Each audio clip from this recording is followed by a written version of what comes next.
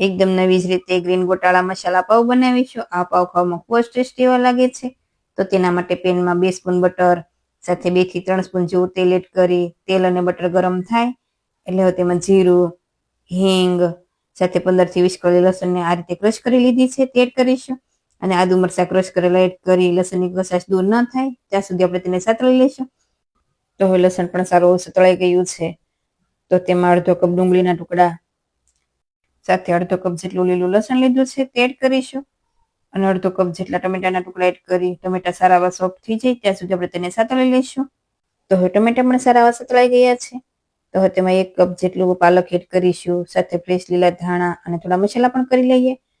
તો લાલ મરચું પાવડર, હળદર પાવડર સાથે ધાણા જીરું પાવડર, પાવભાજી મસાલો અને સ્વાદ પ્રમાણે નમક એડ કરી સારી રીતે મિક્સ કરી પાલક પણ સારો સોફ્ટ એવું થઈ જાય ત્યાં સુધી આપણે તેને સાતળી લેવાનું છે।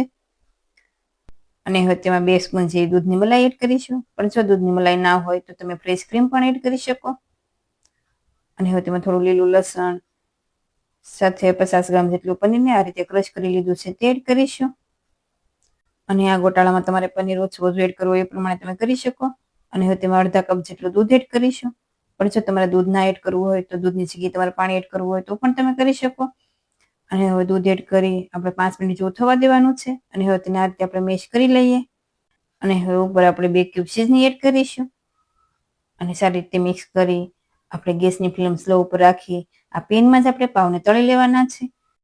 તો વડાપાવના પાવ આવે તે લીધા છે અને તેને વચ્ચેથી આ રીતે સ્લિટ કરી આપણે બંને સાઈડ સારા એવા ક્રિસ્પી એવા થાય ત્યાં સુધી શેકી અને અંદરના ભાગમાં થોડો ગોટાળો એડ કરવાનો છે। તો આ ગોટાળા મસાલા પાવ તમે ગરમા ગરમ સર્વ કરો ખૂબ જ ટેસ્ટી એવા લાગે છે।